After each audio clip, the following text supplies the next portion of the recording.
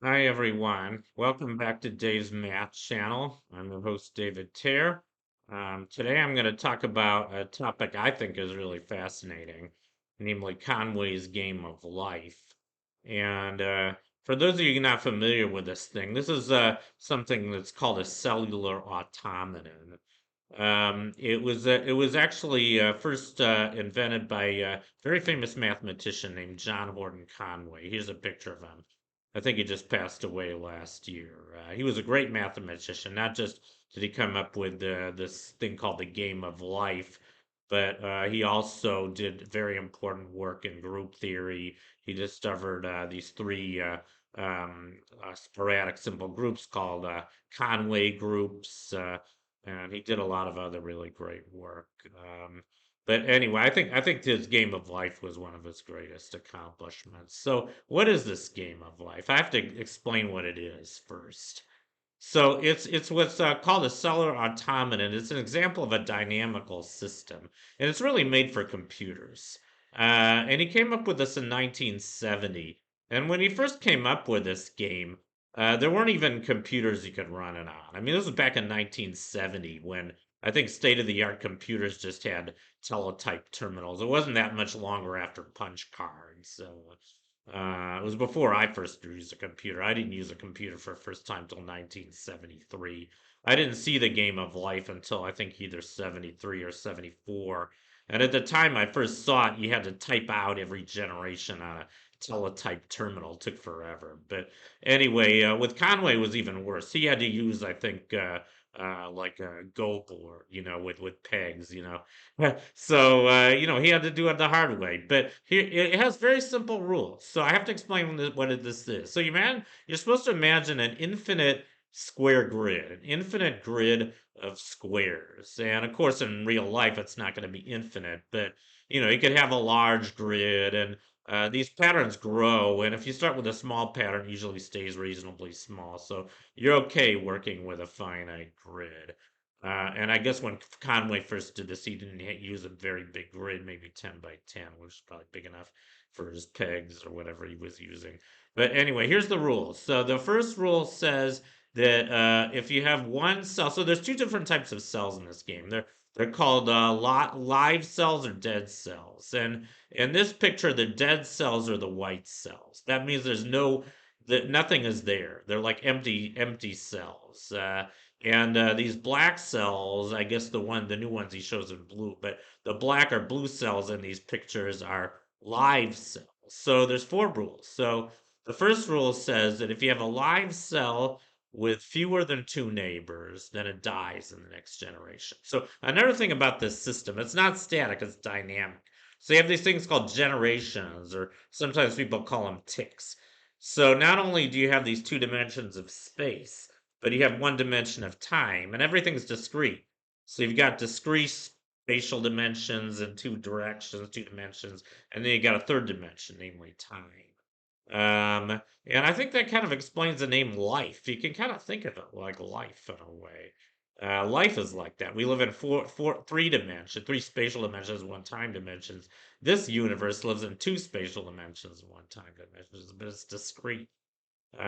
So anyway, the first rule says that a live cell will die of loneliness if it has two or fewer neighbors. And neighbors, by the way, are just cells that are touching that cell. They can either be touching by corner or by edge. So you can think of it as like a king move in chess. So a neighbor is just a neighboring square that a chess king, could move to.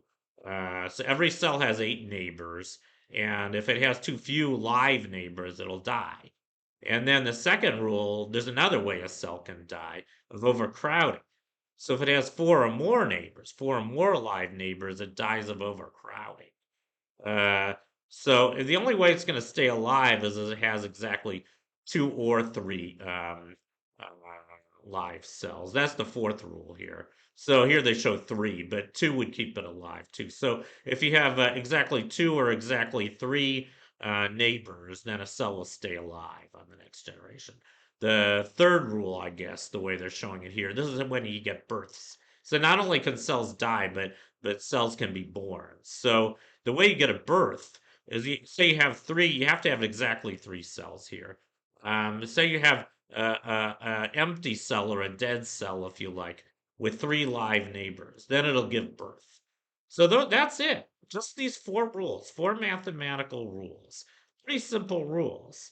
But what's amazing about this game, the simulation, and the name Game of Life is a little unfortunate because there's another game called The Game of Life. It's a board game. Maybe you guys played it at some time when you were kids. Milton Bradley's Game of Life. It has nothing to do with that game. Uh, but anyway, the name stuck, and I kind of like the name anyway. But people say Conway's Game of Life rather than the Game of Life. Sometimes people do say the Game of Life, but I think that's a little too confusing. But anyway, so what kind of patterns can you get in this game?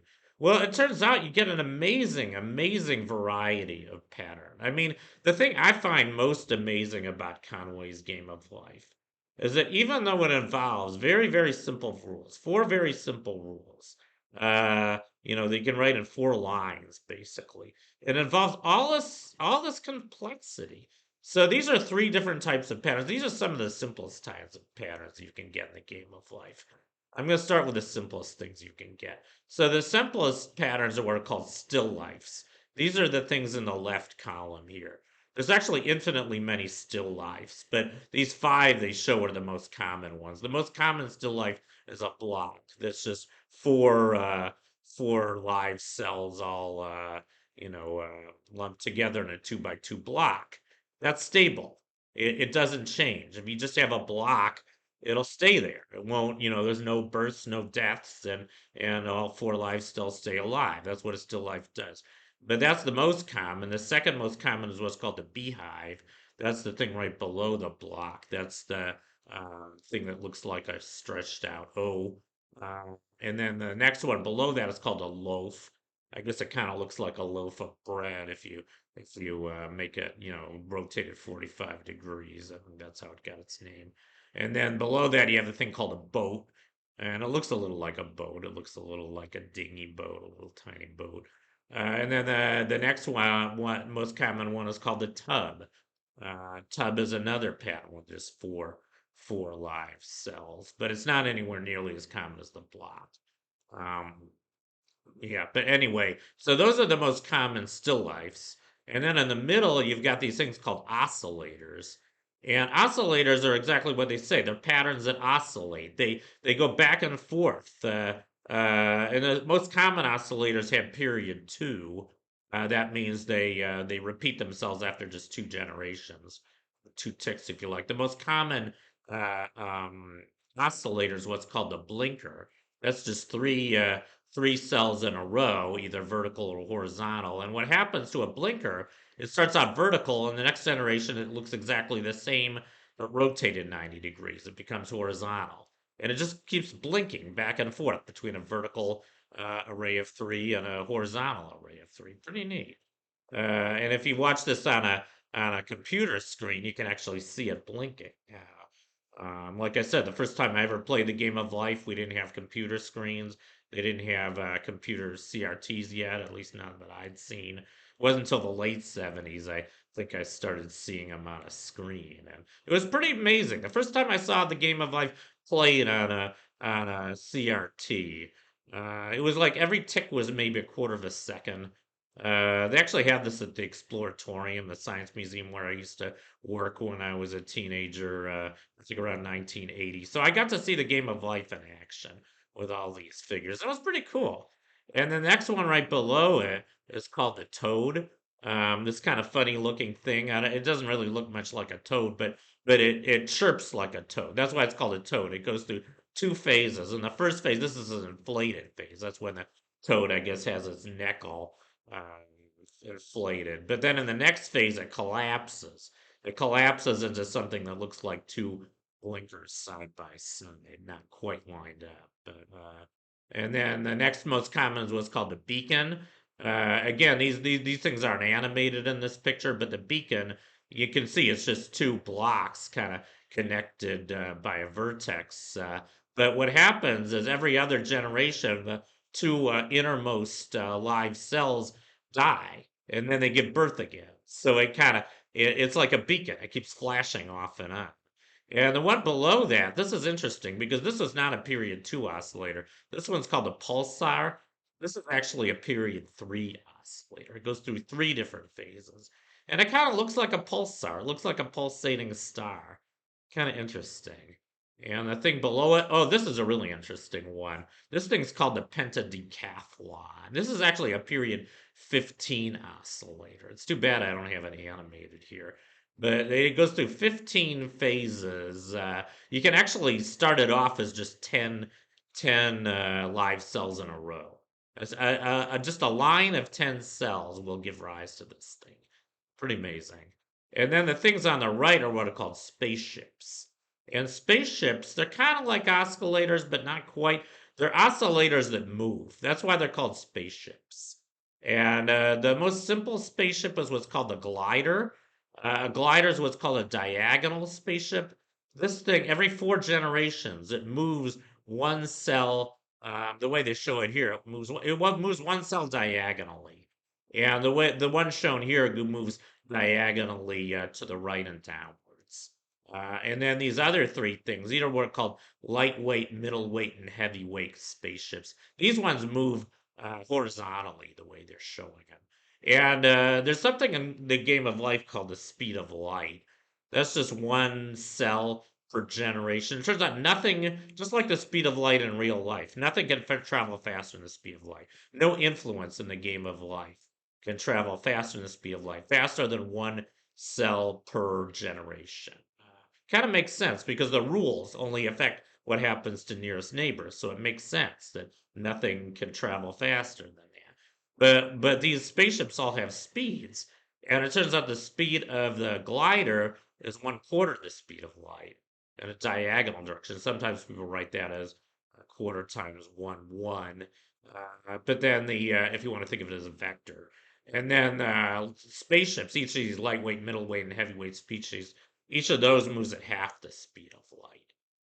I don't think it's possible to build a spaceship that moves at the speed of light, by the way.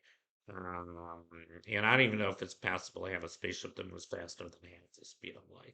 Maybe I'm wrong. There's spaceships that move at all these different speeds, weird speeds. People found spaceships that move 1/7 the speed of light, or 2/7. There's all these weird fractions, but these are the most common ones. Anyway, so that's the most common types of patterns in the game of life. But then, okay, here's an animation. This thing is what's called a Methuselah. This thing, I forget the name of this particular Methuselah, but I guess this one isn't all that exciting. Methuselahs are patterns that grow very fast, but they eventually stabilize. Most patterns in the game of life, they either die. This one looks like it dies after about 20 or 30 generations, but and they also color coded according to how many generations each cell's been around. But most patterns in the game of life, they either die or they stabilize. They end up being patterns just made of still lifes and oscillators. Sometimes you get spaceships escaping from them, but most patterns stabilize into something like that. But there's some interesting patterns. Actually, one of the first questions that John Horton Conway asked, and the game was so popular, by the way. It was released in a copy of Scientific American in 1970, and I think Martin Gardner, he was the guy who was in charge of mathematical recreations. Very famous mathematician and math popularizer. He ran mathematical recreations in Scientific American for 25 years, I think from 1956 to 1981. But he did feature Conway's Game of Life in 1970, right after John Horton Conway invented it. And Conway wanted to know if it was possible to build a pattern. He didn't know this yet because he'd just been playing around with pegs. I guess at that time they really didn't have sophisticated enough computers to do it. But he asked a question to his readers. He said, "Can you guys find a pattern in my game that grows forever? It can prove that it grows forever." And actually, a few months later, there was a mathematician named Gosper. I forget his first name, but he actually constructed this thing. Really amazing construction. It's what's called a glider gun Now, I guess there's other glider guns that are known now. So now this thing is called the Gosper gun. But I think you'll notice that the thing on top is oscillating. It looks kind of like a gun. You got these blocks at the end that just kind of keep it in place. But then you got these things are called shuttles, by the way. They shuttle back and forth. But it turns out these shuttles interact in such a way that they produce a continuous stream of gliders going down. And this thing, remember, the game of life is infinite. So in this picture, you see him crawling off the screen. But in real life, if you had an infinite grid, you would get infinitely many gliders. You get more and more gliders. And so every 30, it turns out this thing has a period of 30, which means every 30 generations it spits out another glider.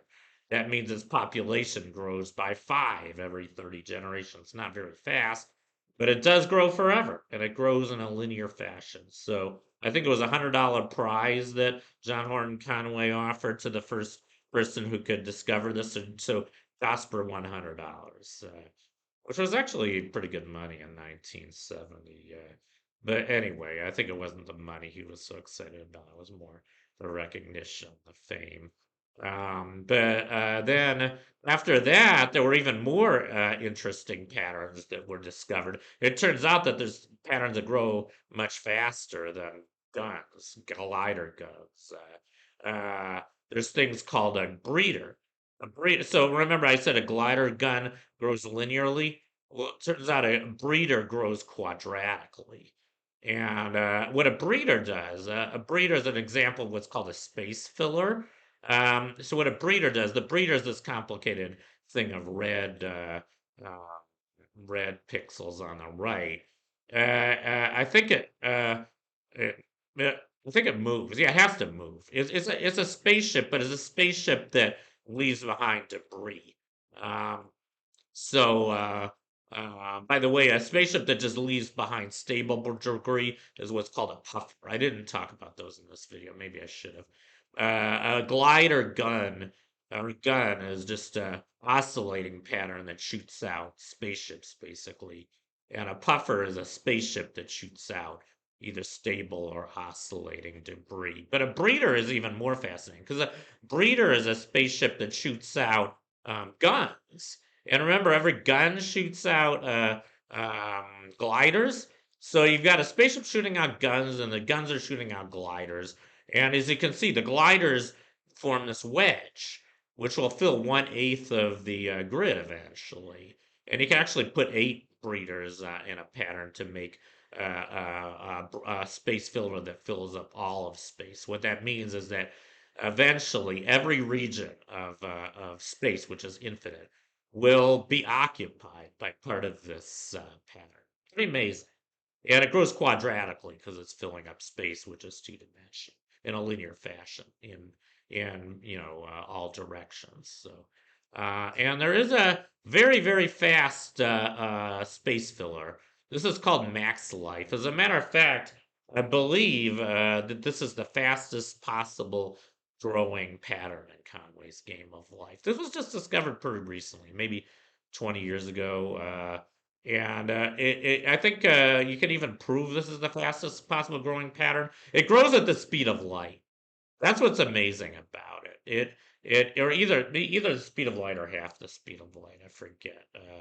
But it grows as fast as possible, and it's completely filled inside while it grows. So the initial pattern I think has 187 live cells, but after like 50 generations, it has over 1,000 cells, and it grows quadratically. So after like 1,000,000 generations, it'll have something like 1,000,000,000,000 cells. You get the idea. It grows like the square of the number of generations. So it's the fastest growing pattern in Conway's game of life. But what's even more fascinating than all these patterns I've shown you, I think the most fascinating thing is what are called Turing machines. And actually, I think this was initially why John Horton Conway was interested in his game of life. He wanted to make a cellular automaton in which you could make a Turing machine, a universal computer. And I don't know if you guys know about the theory of Turing machines. This was a theoretical construction by its namesake, Alan Turing, in 1936. This is before computers. So Alan Turing kind of pioneered the whole theory of computation in a way because he came up with a theory of computation. And the way computers work, at least classical computers, is they're basically Turing machines. And I don't know if I want to get into the whole theory of Turing machines, but they're basically computers that can compute anything in principle. Any computer in the world, any classical computer can can be mimicked by a Turing machine. And some Turing machines are very simple. Alan Turing's original Turing machine was just a machine that printed out symbols on a piece of tape, kind of like a ticker tape machine. But it was an intelligent ticker tape machine. I don't want to go into the whole theory of Turing machines right now. But what's interesting about the game of life is that it actually supports Turing machines. You can actually make a pattern on the game of life grid using Conway's rules, which are four very, very simple rules. You can build a universal computer out of his rules. Pretty damn amazing, if you ask me. Who would have thought, you know? But actually, you know, so this was an open question in 1970.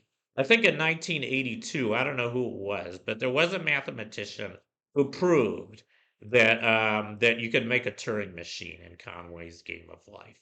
He didn't actually make one, but he proved that it was possible. Um, and then it was actually built.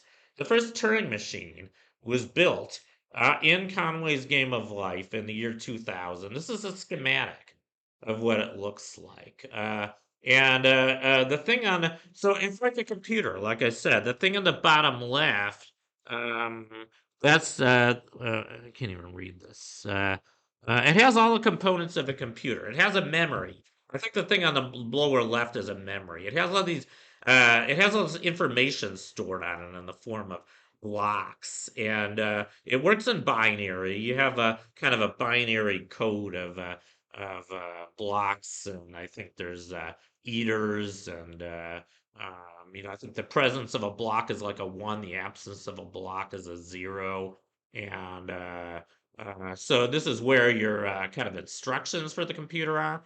In the lower left, I guess that would be your CPU. There's also a memory unit, so you can have your you know your code stored in memory. So you can actually have a code for this Turing machine, just like a computer program. And when you run this thing, it runs all these streams of gliders in all these weird directions. But these gliders interact, and the gliders are like wires. They're like wires in a real computer, and they interact with each other. You have gates. You have and gates, or gates, and not gates, and they work in such a way that they produce an output given by these streams. There's one stream going up and to the left. That's these kind of long rectangles on this picture. There's another stream going down to the right. That's your output. So pretty amazing. You can start this thing with any input, and in principle, you can compute anything you want. Anything that a classical computer can compute, you can compute on the game of life, in the game of life. And people have done pretty amazing computations with the game of life too. Like people have computed primes. People have written versions of Conway's Game of Life. They have sort of glider guns that only spit out gliders or spaceships at prime intervals, intervals that are equal to prime numbers. I think they've even done it with perfect numbers. Pretty amazing. But anyway, I think this is one of the most amazing things I know about Conway's Game of Life. Maybe the most amazing. Not only is it turning, it actually I should show you. This is the actual pattern, and this is a huge, huge pattern. I mean, you can't even see the individual cells in this picture. This Turing machine, the dimensions of this Turing machine, and this was first built in the year 2000, by the way. So it took 18 years from the time in which it was proven that you could build these things to actually building one. But this thing is huge. I mean, this thing is like the dimensions of the initial configuration are 1717 by 1647. Uh, Huge. You know, like you need almost 4 million cells just to represent it, and that's just the initial configuration. And then there's an even more amazing thing. Maybe you guys know that there's something called a universal Turing machine. Alan Turing also came up with this. So not only can you make a Turing machine to do any computation you want, you can actually make another even more amazing Turing machine called a universal Turing machine that will simulate any other Turing machine. And actually, this was built too in Conway's Game of Life. This was built first in 2010. And this is an even bigger picture. I don't even know how big this picture is. And I think these big lines going up at the left and down the right, I think this is the output. So I think this was already running for a while when they came up with this picture. But I think the initial, like remember I said the initial size of the just a regular Turing machine was 2000 by 2000 roughly. This thing's something like 10,000 by 10,000. This thing's even bigger. And there's a lot of other really fascinating things about the game of life. I don't have time to go into all of them. I may not make another video or maybe a few other videos on Conway's Game of Life. There's also other forms of cellular automata. As a matter of fact, I believe even Conway was playing with some other rules. There's alternate rules, there's alternate geometries. You can do a lot of different things to play around with a game of life. There's also one-dimensional cellular automata. This was Stephen Wolfram's specialty. It's what he got his PhD in. Uh, he wrote a book called um, a new kind of science. It's all based on cellular automata. He kind of thinks he's the next Isaac Newton, or at least he did when he wrote the book in 2002. He's got a pretty big ego, but he basically thinks that all of science, at least in principle, can be explained by cellular automata. He thinks that's how the universe works, I guess. I'm not sure if I agree with him, but it is a fascinating book. I've read his book. It's about 1,200 pages long. Maybe I'll talk about that in another video, or the one-dimensional cellular automata he came up with. But anyway, that's my talk for today on Conway's Game of Life. I hope you enjoyed it. Thank you for watching. Long live math, and I'll see you next.